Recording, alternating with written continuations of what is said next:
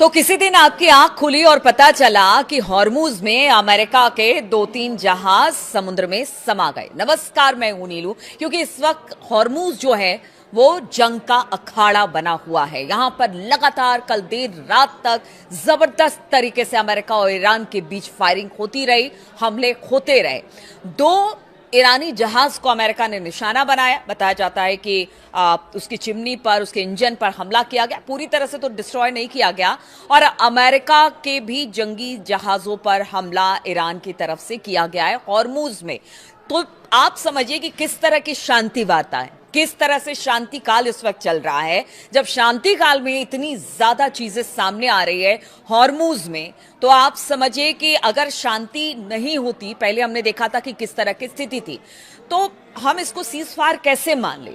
Cease fire से पहले ही अगर इस तरह की कार्रवाई हो रही है तो कभी भी कोई बड़ा हमला हो सकता है अमेरिका और ईरान के बीच में। अभी देखिए, अभी 4-5 दिन पहले ही ईरान को भेजा गया था अमेरिका की तरफ से 14 सूत्रीय प्रस्ताव। कहा गया था 30 दिन की मोहलत होगी, बातचीत होगी, चाहे वो परमाणु कार्यक्रम हो या बाकी चीज हो। लेकिन उसके बावजूद अमेरिका लगातार हमले कर रहा है और फिर कह रहा है कि वो अपने बचाव में यह हमला कर रहा है। अब बताइए, आप किसी के घर में घुसने की कोशिश करेंगे, कोई आप पर हमला नहीं करेगा।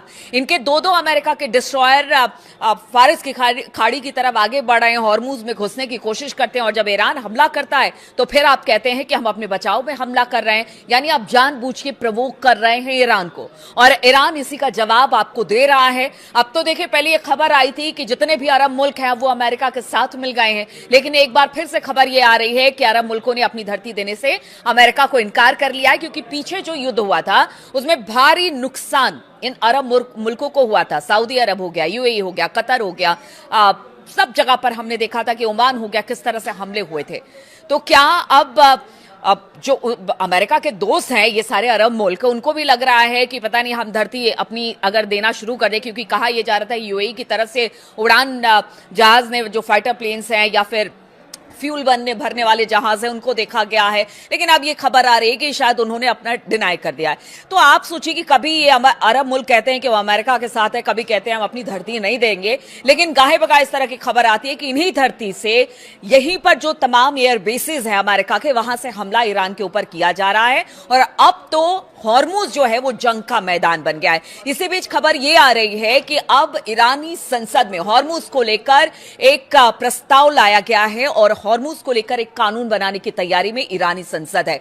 अब देखिए, ईरानी संसद अगर इस कानून को पास कर देती है, जिस प्रस्ताव को लाया गया है, तो उसके बाद हॉर्मूज में घुसना अमेरिका के लिए नामुमकिन हो जाएगा। और अमेरिका अगर यहां पर अंदर घुसता है तो कहीं ना कहीं डायरेक्ट तौर से वो उसकी संप्रभुता, यानी कि ईरान की संप्रभुता पर चोट करता है, उसके कानून का उल्लंघन करता है। अभी तो आईआरजीसी ही वहां पर जवाब दे रही है अमेरिकी हमलों का। लेकिन अगर ये कानून बनाता है ईरान, तो आप समझिए कि अमेरिका की मुश्किलें बंद हो जाएगी। हालांकि मानना ना मानना इस कानून को अमेरिका के हाथ में है, लेकिन फिलहाल तो ये कहा जाएगा कि अमेरिका ने उनके क्षेत्र में घुसने की कोशिश की है, जबकि ईरानी संसद अगर ये हॉर्मूज को लेकर जो कानून बना देते हैं। अब देखिए, कुछ खबर ऐसी भी आ रही है, मैंने शुरुआत में ऐसा क्यों कहा कि किसी दिन आपकी आंख खुलेगी और पता चलेगा कि 2-3 अमेरिकी जो जहाज हैं वो समुद्र में समा गए। तो कुछ ऐसी खबरें आ रही है। तो एक्सपर्ट ऐसा मान रहे हैं कि ट्रंप भले दावे कर ले, लेकिन हम आपको बता दें, पारंपरिक नौसैनिक युद्धपोतों को भारी नुकसान के बावजूद ईरान का हॉर्मूज स्ट्रेट,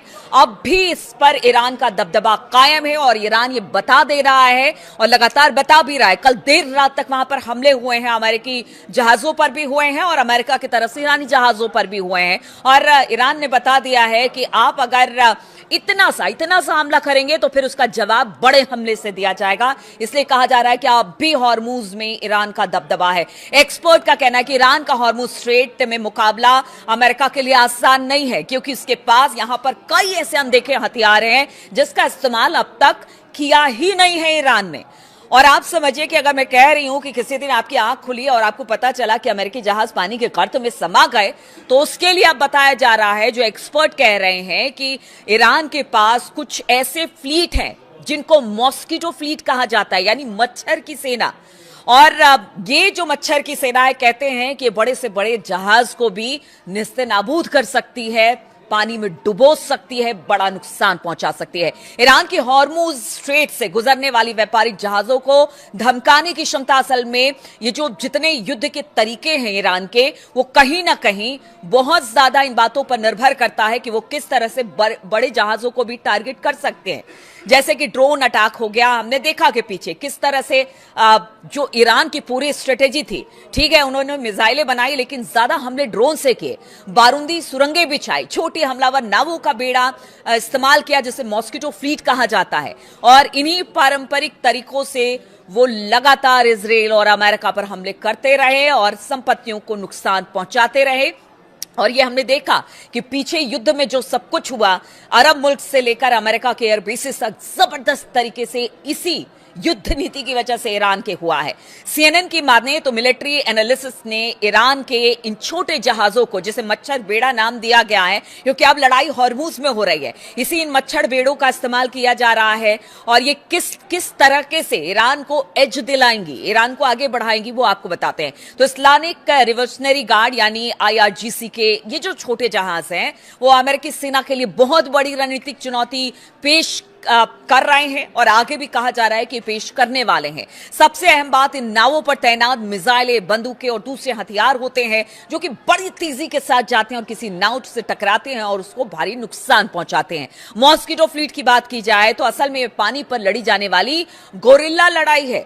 और देखिए, इसके लिए ईरान जाना जाता है। जिस तरह से उसने स्ट्रेटेजी बनाई और भारी नुकसान अमेरिका को पहुंचाया, उसमें ये जो मॉस्किटो फ्लीट है वो भी अब बड़ा योगदान इस पूरे हॉर्मुज स्ट्रेट में देने वाला है और इसे गुरिल्ला युद्ध से जोड़ा जा रहा है। हॉर्मुज स्ट्रेट के आसपास ईरान के द्वीप जो हैं, कहा यह जाता है कि यहां जो गुफाएं बनी हुई है या जो पहाड़ी जो छोटे छोटे दरार हैं, उसमें इस फ्लीट को छुपा कर रखा जाता है और जब कभी भी जरूरत होती है इनको पानी में उतार दिया जाता है। स्ट्रेट ऑफ हॉर्मुज के ये सक्रिय रास्ते से गुजरने वाले जहाज शक्तिशाली होते हैं, कितने भी शक्तिशाली युद्धपोत क्यों ना हो, उनको जबरदस्त तरीके से नुकसान पहुंचाते हैं और वहां पर ये बड़े जहाज अपने आप को बेबस पाते हैं। मॉस्किटो फ्लीट एक छोटा, तेज, फुर्तीला नावों का बेड़ा है जिसे कहीं भी इस्तेमाल किया जा सकता है पानी में। इसकी आवाजाही में रुकावट डालने या फिर जो वहां पर जहाज हैं उनको नुकसान पहुंचाने के लिए ही इसे खास तौर पर डिजाइन किया गया है। यह फ्लीट समुद्र में एक कह लीजिए कि छापामार बल की तरह काम करती है। यह पारंपरिक तरीके से लड़ने के बजाय मारो और भागो की रणनीति पर पूरी तरह से डिपेंड करती है। मॉस्किटो फ्लीट की नावों में गार्ड जो होते हैं वो नौसेना मिसाइलों और ड्रोनों को छिपी जगहों से लॉन्च कर सकते हैं, यानी जो छोटे छोटे समुद्र के किनारे जो गुफाएं हैं या दरारें हैं वहां से भी इसको लॉन्च किया जा सकता है। सैटेलाइट तस्वीरों में ये दिखाई भी नहीं देता, इसे पकड़ना बड़ा मुश्किल है। इन्हें पथरीली समुद्री तटों पर खोदी गई गहरी गुफाओं के अंदर बने खाटों पर बांधकर रखा जा सकता है और अगर जरूरत पड़ी तो तुरंत इसे पानी में उतार दिया जाता है।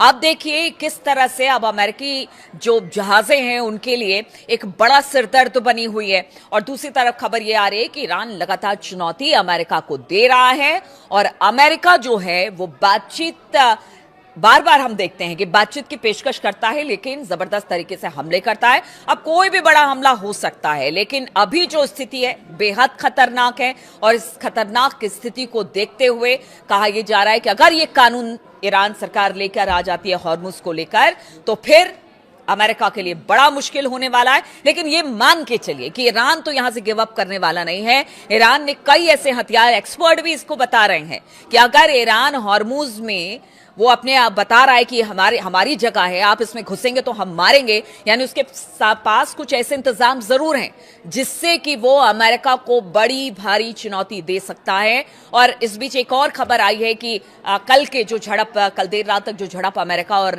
ईरान में हुई उसमें भारतीय एक भारत का जहाज भी को नुकसान पहुंचा है जिसमें एक व्यक्ति की मौत हो गई है, 17 लोगों का तो रेस्क्यू कर लिया गया। तो आप समझिए कि इस वक्त बहुत सारे जहाज हैं जो ईरान की भी है, जो नाकेबंदी की वजह से अमेरिका ने रोक रखी है। अब ईरान के सामने भी एक ही कह लीजिए विकल्प बचा है कि या तो आप मारेंगे, वहां से नाकेबंदी हटाएंगे, या तो फिर बातचीत का रास्ता अख्तियार करेंगे। लेकिन बातचीत के रास्ते पर ट्रंप है कि चलने का नाम नहीं लेते, बातचीत करने की बात करते हैं लेकिन हमले ईरान पर लगातार हॉर्मुज में हो रहे हैं और कभी भी कोई बड़ा हमला हो सकता है और धीरे धीरे जो सीज फायर है वो लगता तो ऐसा ही है कि वो टूटने के कगार पर पहुंच चुका है, क्योंकि हमले लगातार ईरान अमेरिका पर और अमेरिका ईरान पर कर रहा है। तो तमाम अपडेट्स लेकर आपके पास आते रहेंगे। फिलहाल बहुत बहुत शुक्रिया मेरे साथ इस वीडियो में शामिल होने के लिए।